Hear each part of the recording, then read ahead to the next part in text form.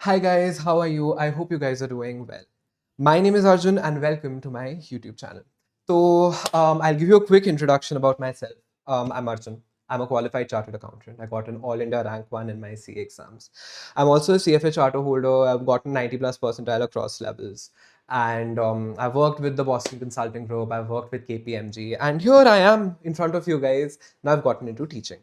What is this channel all about? See, this channel is dedicated to CFA. Okay. I am very close to this course. I feel this course is very good. And यहाँ पे I will be bringing you guys all the content which you guys are going to need. ठीक है, for level 1, level 2, level 3 journey जो भी आप लोगों को चाहिए होगा इस चैनल पे आपको मिलेगा. It's going to be all free. So it's just going to help everyone. Okay. Now today we're going to start with the capsule revision. Sir, ये capsule revision क्या है? Sir, capsule revision is very simple. मैं जो भी आपके level 1, level 2 में जो भी आपके topics हैं वो भी है, जो भी आपके सब्जेक्ट्स हैं उसमें जो भी चैप्टर्स हैं, जो भी इंपॉर्टेंट टॉपिक्स माने कि जो टॉपिक्स बहुत बड़े हैं या टॉपिक्स जो ज़्यादा टेस्टेबल है, we are going to come here, we are going to discuss them in great depth. They are going to be like revision lectures. And इस वीडियो के अलावा there is no other thing which you will have to refer. आप ये video देख लोगे, exam से पहले देख लोगे, I can give this to you in guarantee. ऐसा एक भी क्वेश्चन नहीं होगा जो आप सॉल्व नहीं कर पाओगे. Everything will be discussed here. आपको इसके अलावा कुछ भी देखने की जरूरत नहीं है. ठीक है सर, वेरी गुड. हम क्या करेंगे सर कैप्सूल रिवीजन में, आपको बता भी देता हूँ. फर्स्ट अपन लोग डिस्कस करेंगे कॉन्सेप्ट्स. ठीक है, मैं बेस से लेके जाऊंगा. जो भी हम लोग कॉन्सेप्ट्स डिस्कस करेंगे, I am going to assume you guys know nothing about it, तो उसकी आप लोग टेंशन मत लेना. ठीक है, बिल्कुल बेस से हम लोग कॉन्सेप्ट्स लेके जाएंगे. नंबर 2, हम लोग कुछ important questions here and there, जैसे यहाँ पे सेगमेंट रिपोर्टिंग में we are going to do a very important practical question, अपन लोग वो भी ले लेंगे. ठीक है, जो भी नोट्स है, I have made very detailed handwritten notes. इन नोट्स के अलावा I can give this to you in guarantee question नहीं आएगा. I take you guys through that. आप लोग ये नोट भी कर सकते हैं, आप ये नोट कर लेना. इसके अलावा कहीं से नहीं आएगा. ठीक है, and also number 4, I obviously take you guys to an annual report as well.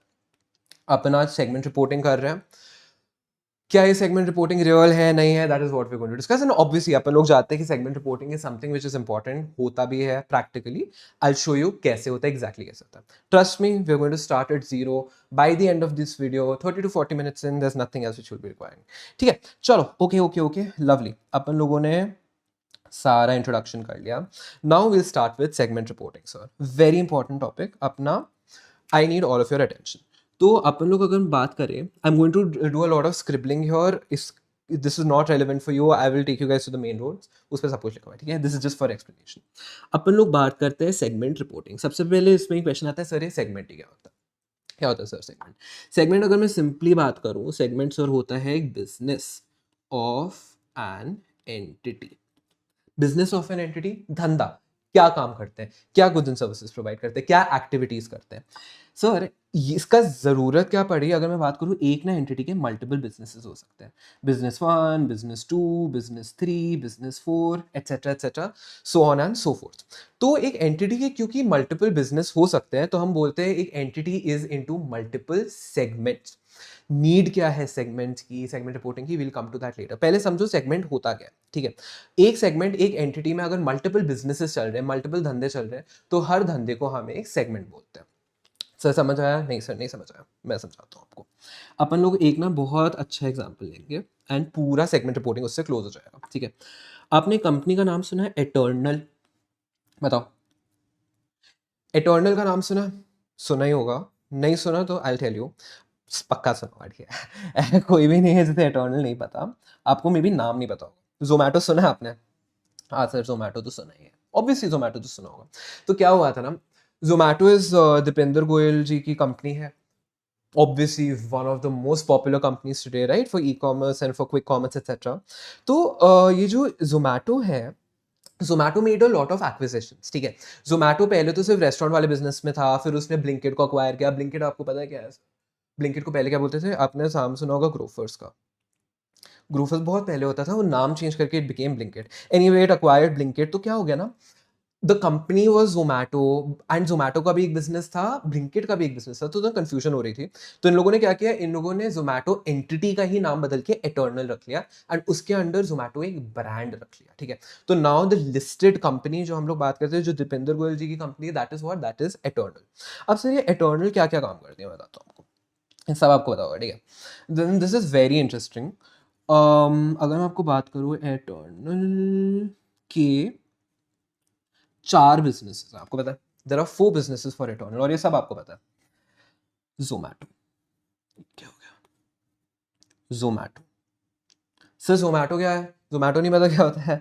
Zomato मतलब जो आपका रेस्टोरेंट डिलीवरी है, आपको कहीं से खाना चाहिए, ठीक है, तो आप जोमेटो पे चले जाओ, वहाँ पे सारे रेस्टोरेंट पार्टनर्स हैं आपके, जोमेटो का बंदा जाएगा, आपको कहीं से भी ऑर्डर करना है वो पिकअप करके यहाँ ले आएगा, ठीक है।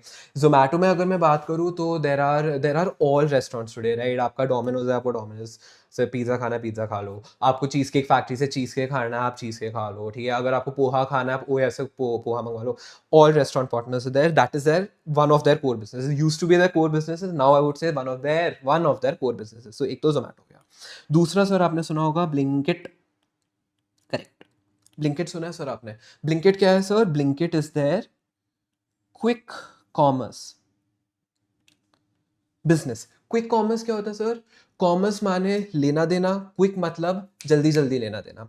10 minute delivery, 7 minute delivery, Zepto का कंपेटिटर जो आपका है, स्विगी इंस्टामार्ट का जो कंपेटिटर है, जल्दी जल्दी। Basically this is your digital kirana shop, जो हम लोग वैसे जनरल स्टोर से जाके खरीदते थे, जो हम लोग किराना शॉप से खरीदते थे, now it is all available on Blinkit.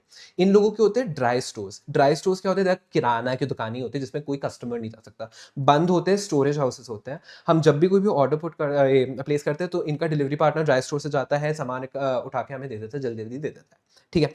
This is their business of quick commerce. इसमें आपको सब कुछ मिलता है। आपको स्नैक्स चाहिए, आपको स्नैक्स मिल जाएंगे। आपको टॉयलेटरीज चाहिए, टॉयलेटरीज मिल जाएंगी। सैनिटरी प्रोडक्ट्स मिल जाएंगे। Anything and everything that you can get from a kirana store you get at Blinkit. फिर आपने ये सुना नहीं होगा, but this is one of the biggest businesses Eternal का, हाइपर प्योर। सर आपने क्यों नहीं सुना? इतना बड़ा है तो क्यों नहीं सुना हमने? इसलिए क्योंकि B2B है। B2B माने business to business, business to business dealings है, हमें एज कंज्यूमर्स नहीं पता। ये हाइपर प्योर का क्या करता है मैं बताऊँ? बड़ा सिंपल है, ठीक है। ये लो, यहाँ पे आपके फार्मर्स हैं, ठीक है, फार्मर्स की फसल निकली है, ठीक है, ठीक है, इनके यहाँ पे टमेटोज वगैरह निकले हैं, वट एवर, ठीक है, इनका जो भी है। And then we have your, that is your HoReCa industry. Sir ये होरेका क्या है?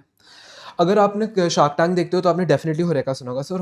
होरेका stands for hotels, restaurants and caterers, जो भी जिनके रॉ मटेरियल्स किचन सप्लाईज होते हैं। तो ये जो है आपका, सपोज कॉर्न हो गया, वीट हो गया, टमेटोज हो गए, वेजिटेबल्स हो गए, फ्रूट्स हो गए, ये सब क्या है? These are raw material for the hotel industry, for the restaurant industry, the caterer, the HoReCa industry. इसको हम लोग किचन सप्लाईज बोलते हैं। तो ये इंटरनल का एक और बिजनेस है कि ये फार्मर्स और होरेका इंडस्ट्री को डायरेक्टली कनेक्ट करता है and they supply to the HoReCa industry. इसको, इनके बिजनेस को they call it as Hyperpure. क्या बोलते हैं सर? Hyperpure. सर एग्जाम में आएगा? बिल्कुल भी नहीं आएगा, बट समझने के लिए इंपॉर्टेंट है, बहुत इंपॉर्टेंट है। Very good, this is hyper pure. And एक और इनका बिजनेस है जिसको सर हम लोग बोलते हैं डिस्ट्रिक्ट। पक्का सुना होगा सर आपने। This is the going out business. ये इनका सबसे लेटेस्ट ऑफरिंग है, जिसमें आप लोग को कॉन्सर्ट टिकट्स, अगर कल को दिलजीत दोसांझ के कॉन्सर्ट्स होते हैं, कोल्ड प्ले के कॉन्सर्ट्स होते हैं, एंड टेलर स्विफ्ट के कॉन्सर्ट्स होते हैं, all the tickets if you want to buy contract tickets, ये कॉन्ट्रैक्ट बोल रहा है, you want to buy concert tickets, आपको यहाँ पे मिलेंगे। मूवी टिकट्स, PVR, आइनॉक्स, आपको यहाँ पे मिलेंगे। अगर आपको कहीं डाइन आउट करना है, आपको रेस्टोरेंट में जाके वहाँ पे टेबल बुक करनी है, आपको यहाँ पे मिलेंगे सर, ठीक है। तो ये डिस्ट्रिक्ट में हो गया। This is basically an experience. यहाँ पे वो एक्सपीरियंस सेल कर, ठीक है। Experiences मतलब, see tickets are not the product, now the product is the concert, those are just in a way अगर आप बोल सकते हो tokens हैं, the tokens to attend an experience। तो सर मुझे एक चीज़ बताओ, क्या जोमैटो जो रेस्टोरेंट से डिलीवर करता है, ब्लिंकिट जो आपको टॉयलेटरीज डिलीवर करता है, हाइपर प्योर जो किचन सप्लाईज दूसरे बिजनेसेस को देता है, एंड डिस्ट्रिक्ट जिससे आप कॉन्सर्ट्स बुक करते हो, are they not totally different businesses? क्या उनका एक दूसरे से कोई भी रिलेशन है सर? नहीं। क्या इनमें कोई भी एक्टिविटीज आपकी सेम है? इनकी एक्टिविटीज सेम नहीं है। क्या इनके एसेट्स एंड लाइबिलिटीज जिससे बनेंगे, क्या वो डिफरेंट होंगे? ऑफ कोर्स डिफरेंट होंगे। क्या इनके रिजल्ट्स डिफरेंट होंगे? ऑब्वियसली इनके results as an profit and losses obviously इनके डिफरेंट होंगे। तो सर इनको बोलते हैं सेगमेंट्स ऑफ अ बिजनेस, या rather segments of an entity. क्योंकि सेगमेंट्स तो सर इन इट सेल्फ ही बिजनेसेस होते हैं, ठीक है। सेगमेंट्स तो इन इट सेल्फ ही आपके सर बिजनेसेस होते हैं, कंपोनेंट्स होते हैं। सर अगर हमें कोई भी सेगमेंट को आइडेंटिफाई करना है तो उसके लिए सर कुछ तो कंडीशंस होगी ना। हम ऐसे तो ये लोग कुछ भी स्टार्ट कर लें, हम उसे सेगमेंट्स नहीं बोलेंगे। बिल्कुल सर। तो अगर आपको ऑपरेटिंग सेगमेंट्स की बात करनी है, मैं बताता हूँ ऑपरेटिंग सेगमेंट्स को, ऑपरेटिंग सेगमेंट्स भी क्यों बोलते हैं ये भी बताऊंगा मैं। तो सर इसके तीन कंडीशंस होती हैं। सबसे पहले सर उनका रेवेन्यू एंड एक्सपेंसेस होने चाहिए। माने कि ये कोई खाली वो नहीं होना चाहिए। अगर मैं बात करूं, से फॉर इंस्टेंस आपका एक कॉर्पोरेट ऑफिस है, आपका एडमिन ऑफिस है सर, उसमें वो तो कॉस्ट सेंटर है ना, उसमें कोई रेवेन्यू आ रहा है नहीं, उसमें सिर्फ कॉस्ट जा रहा है, सैलरीज वगैरह जा रही है, तो क्या वो सेगमेंट है? नहीं सर, वो सेगमेंट नहीं है। बट क्या जोमेटो में धंधा हो रहा है, पैसे आ रहे हैं, कमीशन आ रहा है? यस, कमीशन आ रहा है। क्या उसमें खर्चा हो रहा है? मार्केटिंग का बहुत खर्चा हो रहा है, डिलीवरी पार्टनर का खर्चा हो रहा है। ब्लिंकिट में भी क्या सेम है? ब्लिंकिट में भी सेम है। हाइपर प्योर में भी सेम है, हाइपर प्योर में भी सेम है। डिस्ट्रिक्ट में भी सेम है सर, डिस्ट्रिक्ट में भी सेम है। परफेक्ट। तो रेवेन्यू एक्सपेंसेस है, tick, very good, this is that. Number 2, जो ये आपके सेगमेंट्स है, they should be reviewed by the senior management. Simply अगर मैं बात करूं, इसका क्या मतलब हुआ, जो दीपेंद्र गोयल है, Deepinder Goyal would be interested in Zomato, he should be interested in Blinkit, he should be interested in Hyperpure. अगर दीपेंद्र गोयल इंटरेस्टेड ही नहीं है किसी बिजनेस में, इवन दो वो रन कर रहा है, तो by will they see. I give you an example. Say for instance, hypothetical example, if Eternal tomorrow gets into cycle making, ठीक है, वो बाइसिकल्स बेचेंगे, उसका कुछ रेवेन्यू हो रहा, कुछ एक्सपेंसेस नहीं हो रहा, कोई देख नहीं रहा, वो बस चल रहा है, ठीक है। कुछ होता है आपके कैश काउज होते हैं। कैश काउज क्या होते हैं? पहले चलते थे बिजनेसेस, ठीक है। जैसे आईपॉड है, आईपॉड इज यूज, अब तो वो भी नहीं है, use to be a cash cow, कि जब आईफोन्स हो जाए उसके बाद आईपॉड्स की तो जरूरत थी नहीं, बट जो बिक रहे हैं वो बिक रहे हैं, उनकी information nobody is interested in seeing, तो it is not an important part of the business. तो अगर वो है तो वो सेगमेंट ऑपरेटिंग सेगमेंट नहीं है। It must be reviewed by the senior management, जो हमारे केस में दीपेंद्र गोयल जी है। एंड थर्ड हमारे उसमें कंपोनेंट आता है, again mark this is very very important, इसकी सेपरेट, जिसको हम प्यार से डिस्क्रीट बोलते हैं, डिस्क्रीट का मतलब सेपरेट ही होता है, financial information should be available. Obvious सी बात है। मुझे एक चीज़ बताओ, आज आपको लगता है कि दीपेंद्र गोयल जी के पास ज़ोमैटो का फाइनेंशियल इन्फॉर्मेशन नहीं होगी? उन्हें नहीं पता कि ज़ोमैटो स्पेसिफिकली की कौन सा एसेट्स लायबिलिटीज है, क्या प्रॉफिट लॉसेज है, क्या खर्चे हैं, क्या धंधा हो रहा है? आपको लगता है उन्हें नहीं पता होगा कि हाइपर प्योर के अलग से कौन से डेडिकेटेड एसेट्स वगैरह हैं? अगर मैं आपको बीबी वर्चुअल्स की बात करूँ, तो आज बीबी वर्चुअल्स में हम लोग सीए की क्लासेस देते हैं, सीएस की देते हैं, सीएमए की देते हैं, सीएफए की हम लोग स्टार्ट कर रहे हैं, करेक्ट? तो इसमें आपको क्या लगता नहीं है कि पता होगा कि सीए से कितना रेवेन्यू आ रहा है, या सीएस में कितने एक्सपेंसेस हो रहे हैं, या कितने एसेट्स डेडिकेटेड है टुवर्ड्स ग्लोबल कोर्सेज, राइट? अगर यही नहीं हुआ तो आपका धंधे डिफरेंट कैसे हुए, करेक्ट? तो discrete financial information is very important even for the senior management to evaluate. तो अगर सर आपका कोई भी कंपोनेंट ऑफ द बिजनेस है जिसके रेवेन्यू एंड एक्सपेंसेस अलग है, जिसकी डिस्क्रीट फाइनेंशियल इन्फॉर्मेशन अवेलेबल है, and that is being regularly reviewed by the senior management, वो सर आपका ऑपरेटिंग सेगमेंट बन जाता है। ऑपरेटिंग सेगमेंट क्यों? Segment which relates to the operating parts of the business. We know operating होता है कोई भी इंफॉर्मेशन है, फाइनेंशियल होती है, फाइनेंशियल मतलब नंबर्स, ऑपरेटिंग मतलब जो आपकी एक्चुअल कोर बिजनेस एक्टिविटीज होती है। तो क्योंकि ये आपकी कोर बिजनेस एक्टिविटीज है, इसलिए हम इनको ऑपरेटिंग सेगमेंट्स बोलते हैं। Segments, operating segments, same for our purposes. Okay, I quickly take you guys through the notes. हमने सब कवर कर लिया है। डेफिनेशन की आपका क्या होता है, तो ये देखो, अगर मैं बात करूं आपकी ऑपरेटिंग सेगमेंट, इनको ही हम आइडेंटिफाइड सेगमेंट्स, आइडेंटिफाइबल सेगमेंट्स भी बोलते हैं। हमने आइडेंटिफाई किया ना, काफ़ी सेगमेंट्स होते हैं जिनको हम आइडेंटिफाई नहीं करते। जैसे मैंने बोला आपका ये हेड ऑफिस वाला, सिर्फ कॉस्ट सेंटर, उसमें कुछ हो नहीं रहा, right? So these are the ones which we identified based on these three condition. तो what is an operating segment? Component of a company which satisfies all of the following conditions. क्या? It generates revenue and expenses, the results are regularly reviewed by the senior management, and discrete or separate financial information is available. अब से इसमें बहुत important point मैं बोल रहा हूँ, ये पक्का एमसीक्यू में आ सकता है। क्या एक कोई कंपोनेंट जिसमें अभी तक कोई भी रेवेन्यू नहीं है, can that be an operating segment? Answer is yes sir. अगर किसी सेगमेंट में एक्टिविटीज चल रही हैं बट रेवेन्यू नहीं है, प्री रेवेन्यू है, स्टार्टअप फेज में अपना, say I am just going to take again an hypothetical example. Say for instance Eternal ने एटर्नल एआई स्टार्ट किया, ठीक है, वो चैट जीपीटी को कंपटीशन दे रहा है, तो will that be considered as a segment? That will definitely be considered as a segment, even though it is not there's no revenue there. Why? Because the other conditions are being satisfied. क्या उसकी discrete financial information available है? Yes. Expenses वगैरह तो हमें पता है, assets वगैरह पता है. Is that something that Dipinder Goyal ji is very is looking into deeply, assuming that is the case here? So he's very interested in this, so he's spending a substantial period of time of his day on that. वहाँ पे देख रहे हैं अभी build up हो रहा है, अभी छोटा है but build up हो रहा है. तो उस केस में क्या ये आपका operating segment है? Yes sir.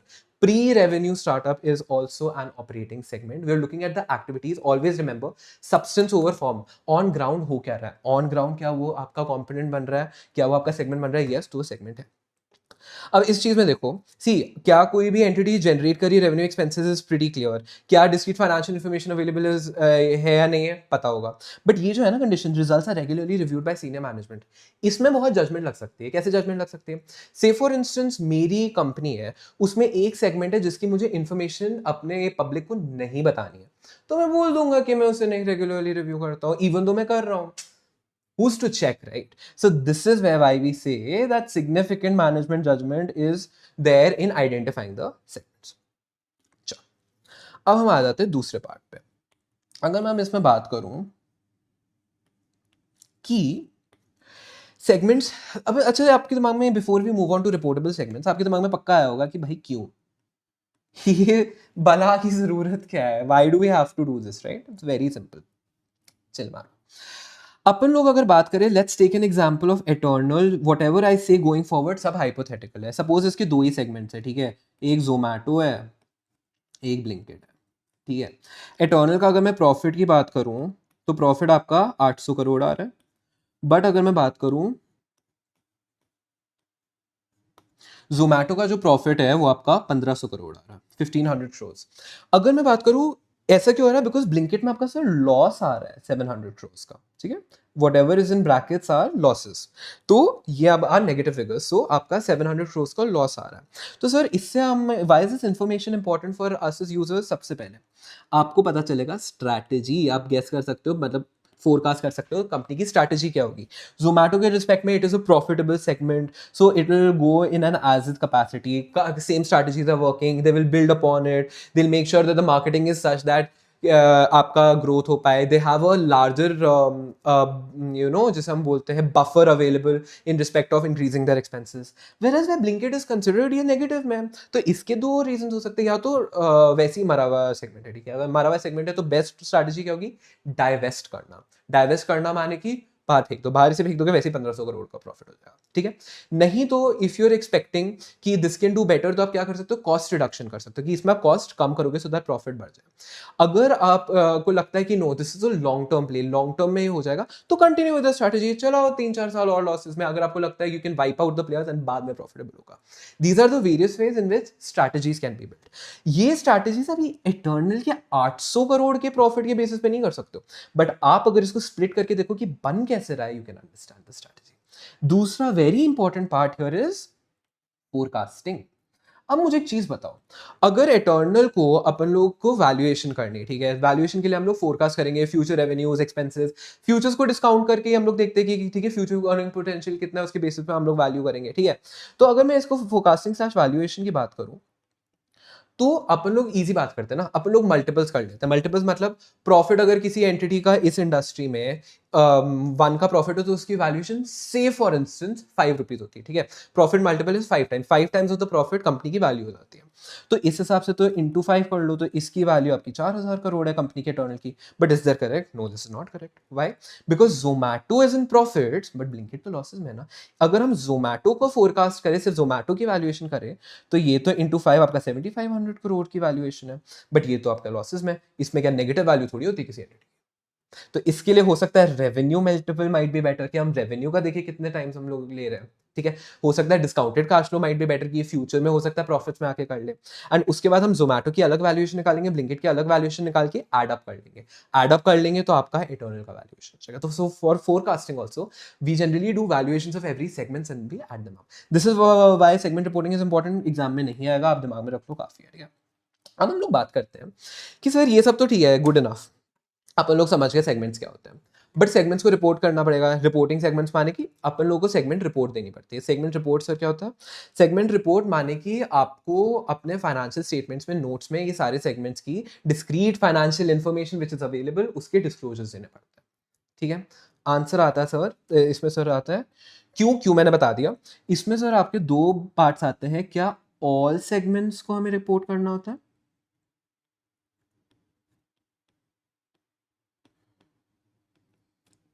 एंड सेकंड आता है व्हाट डिस्क्लोजर्स, अपन को डिस्क्लोज क्या करना है। बहुत सिंपल सा है सर, बहुत सिंपल सा है। मेरा ये ध्यान से सुनना, मैं इजीली आपको बता दूंगा। आंसर इज नो, सारे सेगमेंट्स रिपोर्टेबल नहीं होते। Even though there all operating segments are not reportable segments. Why sir? Because of the concept of materiality. मुझे एक चीज बताओ, let's go back to Eternal AI का this thing. Very high, Deepinder Goyal ji is very high, it qualifies the concept of a startup, but ये of operating segment. But ये इतना छोटा सा है, अभी इतना छोटा है, पूरे बिजनेस का 1% भी नहीं बना था। ठीक है, ये पूरे बिजनेस का 1% भी बना था। इसका रेवेन्यू तो कुछ है ही नहीं, एक्सपेंसेस कोई 10-12 करोड़ के होंगे पूरे मिला के, एसेट्स कोई अपना वही 5-6 करोड़ के होंगे। ठीक है, versus we talking about 10,000 crore का रेवेन्यू, 7,000 करोड़ के एसेट्स, 12,000 करोड़ के एसेट्स। Is it material? क्या हमें एज यूजर्स इसमें कुछ फर्क पड़ेगा? क्या एनालिस्ट को कुछ फर्क पड़ेगा? नहीं पड़ेगा।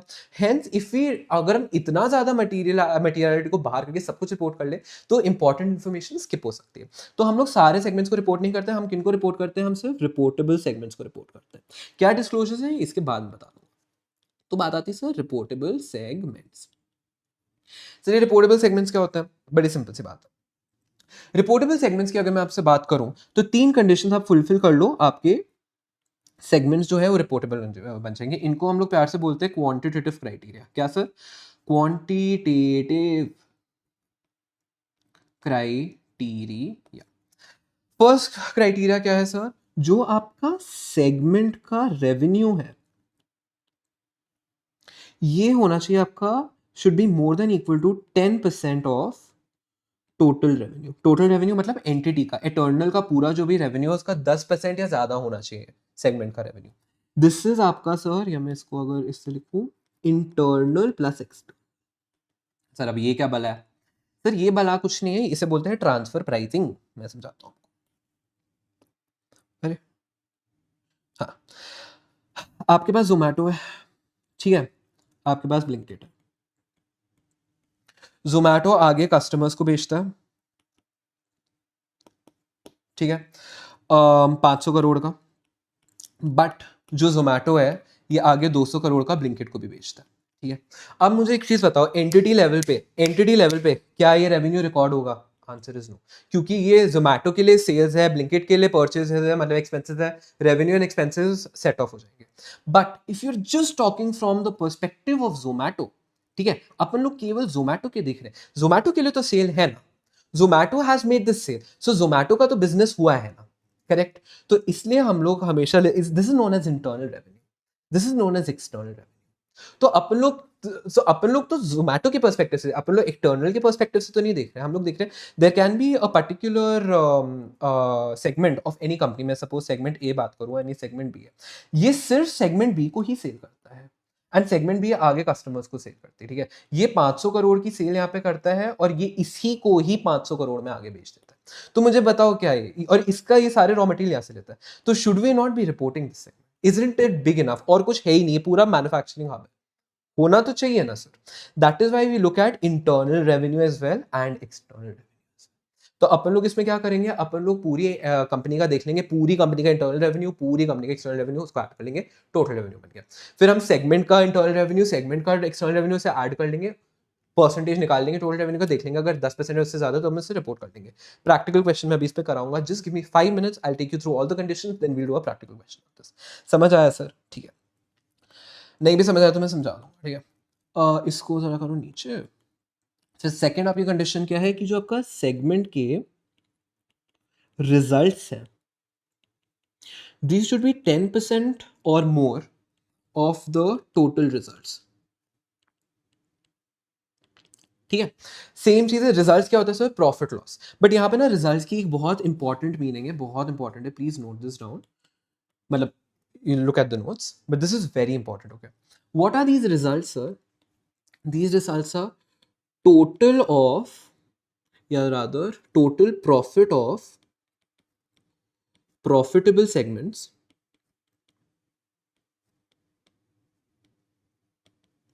या total loss of loss making segments. ठीक है, whichever is higher, वो आपका टोटल रिजल्ट यहाँ पे बन जाएगा.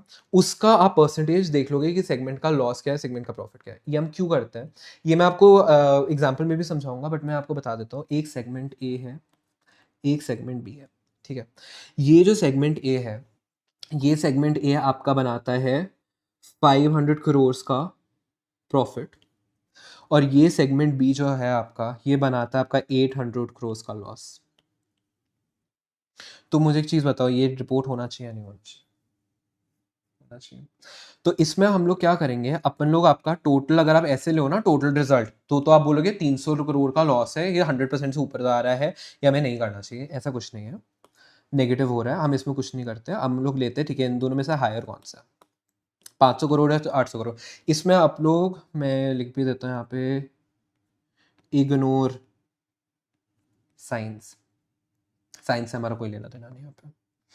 क्या हायर है सर, 800 करोड़ हायर है, वेरी गुड, ये हमारा बेस हो गया. ठीक है, अब हम लोग अपना ले लेंगे सेगमेंट में कितना है, 500 बाई 800 एंड 800 बाई 800.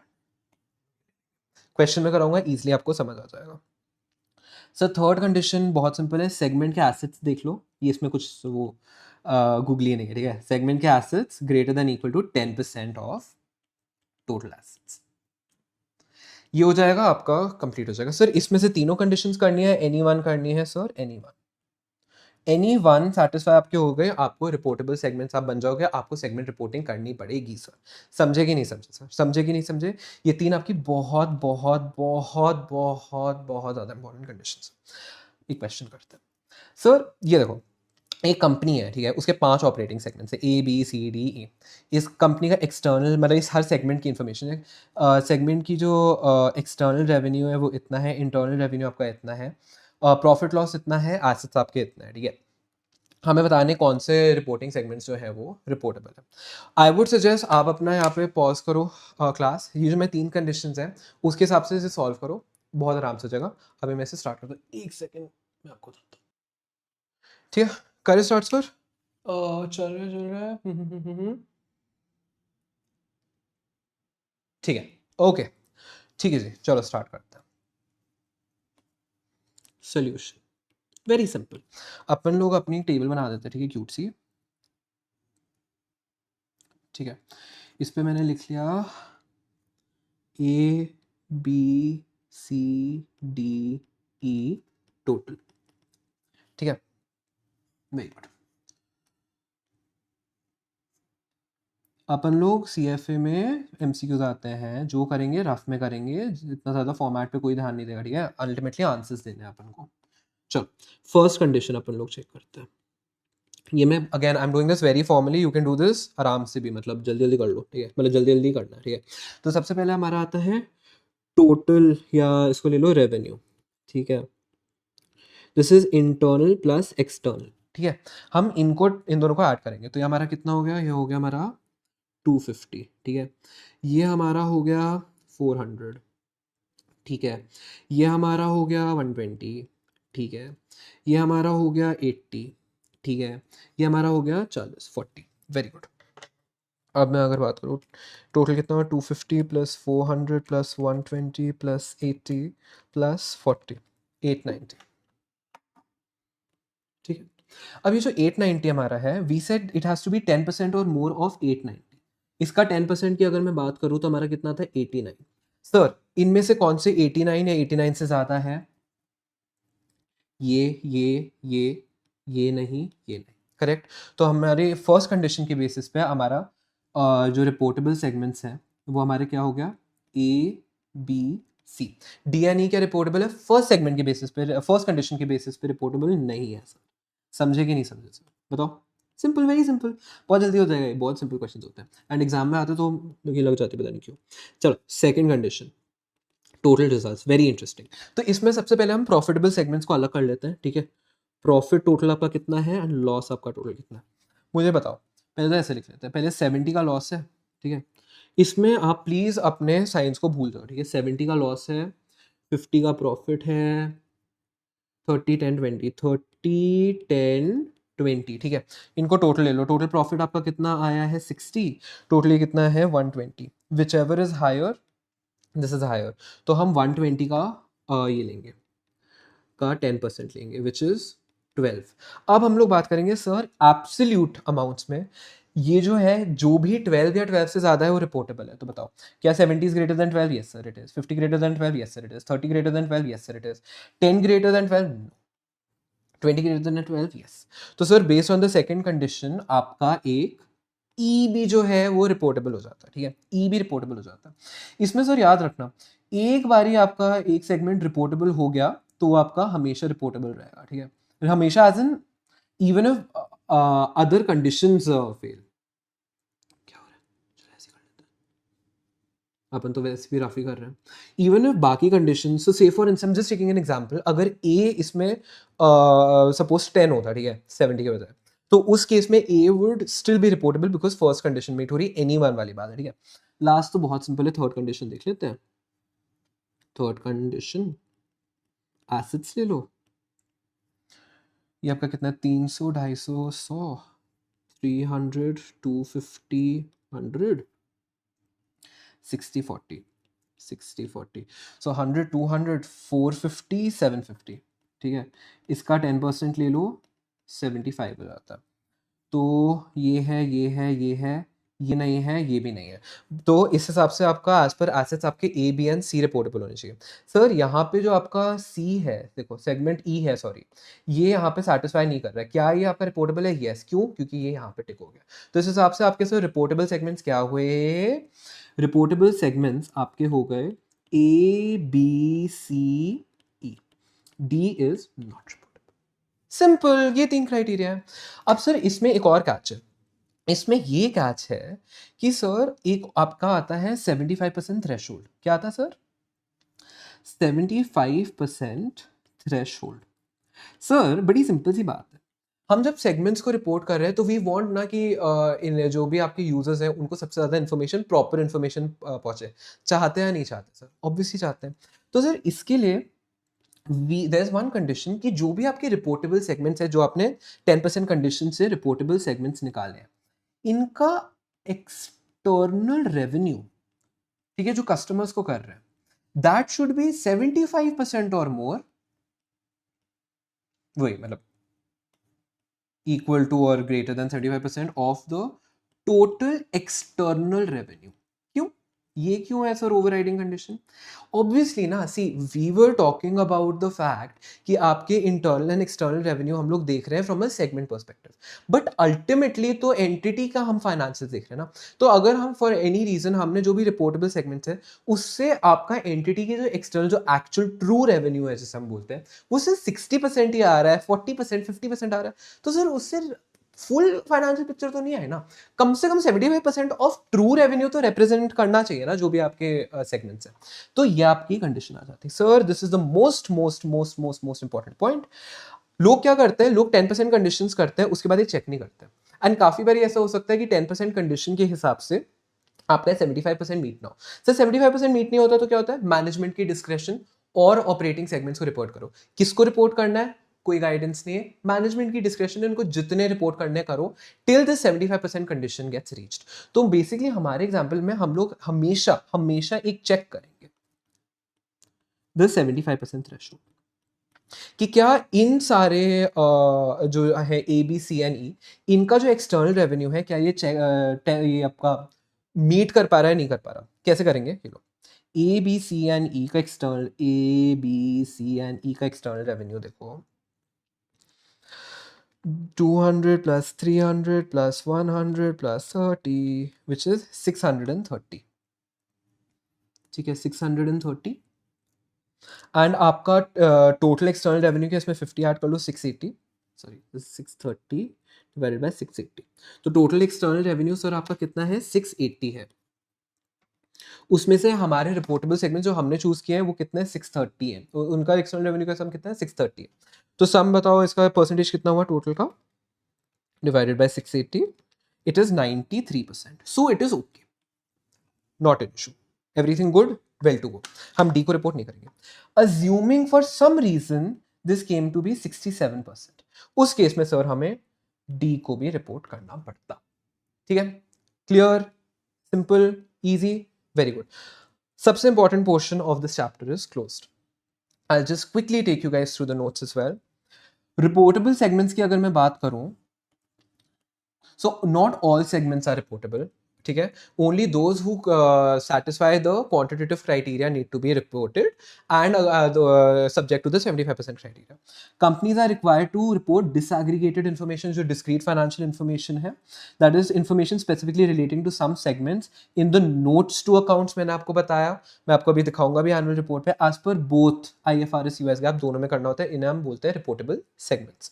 फिर हमारा आता है not all segments, businesses, subsidiaries required separate financial segment reporting.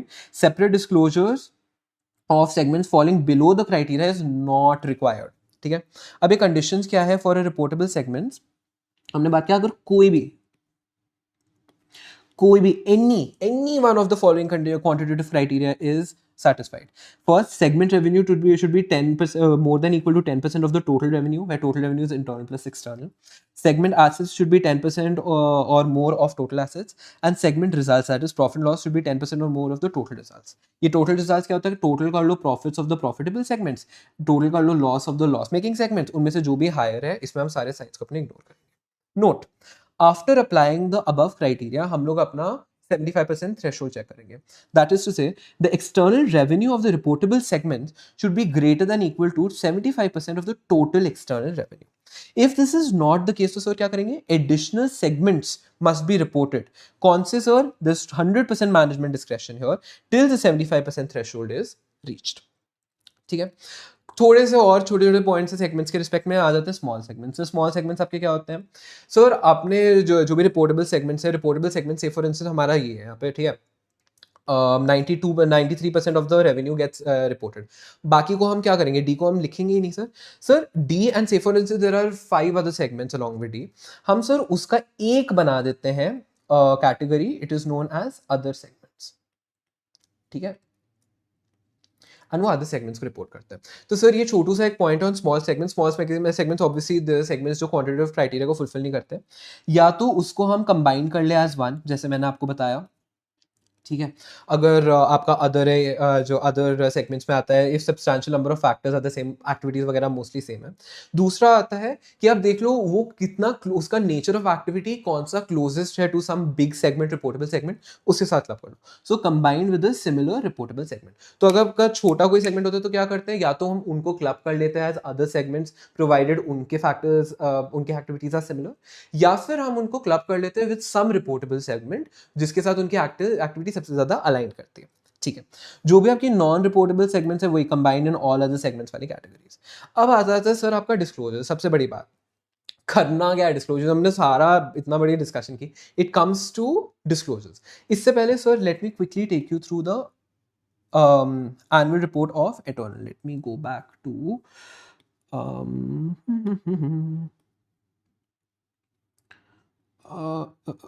इसका let me, so this is the eternal, जो हम लोग तब से एग्जाम्पल ले रहे हैं, एटर्नल का ये आपका एनुअल रिपोर्ट है। ठीक है, एटर्नल जो आपका है, इसमें यहाँ पे देखो, यहाँ पे लिखा है इसके 4 मेन बिजनेसेस क्या है, Zomato, Blinkit, district and Hyperpure. ठीक है, वेरी गुड। अब अगर मैं इसमें बात करूं, इसमें क्या सर आपकी सेगमेंट इन्फॉर्मेशन होगी, पक्का होगी। इधर आओ, टेबल ऑफ कंटेंट्स में हम लोग बात करेंगे इनके कंसोलिडेटेड फाइनेंशियल स्टेटमेंट्स में। ठीक है, कंसोलिडेटेड फाइनेंशियल स्टेटमेंट्स में अगर मैं इनके जाऊं तो देखो, इनकी कंसोलिडेटेड बैलेंस शीट है, कंसोलिडेटेड बैलेंस शीट है, पीएनएल है, कंसोल पीएनएल है। ठीक है, आपका changes statement, equity, cash flow statement, etcetera etcetera etcetera, ये सब आपका आ जाएगा। इसके बाद आपके आ जाते हैं notes, material accounting policies, that is जो आपके नोट्स होते हैं, notes to accounts. Notes to accounts हमें पता है they are an integral part of every financial statement. तो इसमें अगर आप नोट्स में आओ, ठीक है, notes to the consolidated financial statement, तो आपके कहाँ पे होती है सेगमेंट रिपोर्टेड, नोट्स में। अब अगर मैं इसमें आपको बताऊं कि कहाँ पे है,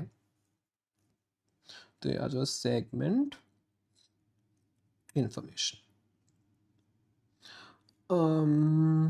इंफॉर्मेशन आ जाओ, ये देखिए, ये सर आपकी सेगमेंट इन्फॉर्मेशन का डिस्क्लोजर है, जैसे मैंने आपको बोला था what we been starting, same to same है पे। व्हाट इज सेगमेंट इन्फॉर्मेशन में अगर मैं बात करूं, ऑपरेटिंग सेगमेंट सर क्या होता है, they are components of an enterprise with discrete financial information is available, regularly reviewed by the CODM. CODM is a chief operating decision manager, that is basically your senior management, ठीक है।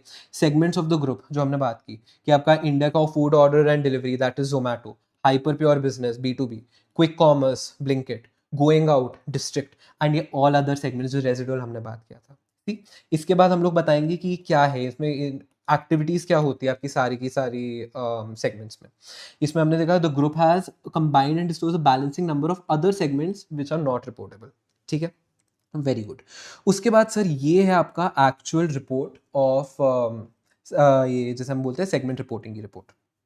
इसमें देखो आपका revenue है, आपका ये external customers, internal revenue, inter segment जिसे हम बोलते हैं, सी इसको हम ऐड करके अपना देखते हैं। सेगमेंट के रिजल्ट्स क्या है कि आपके प्रॉफिट लॉसेस क्या है, ठीक है, आपके सेगमेंट रिजल्ट्स यहाँ पे क्या है।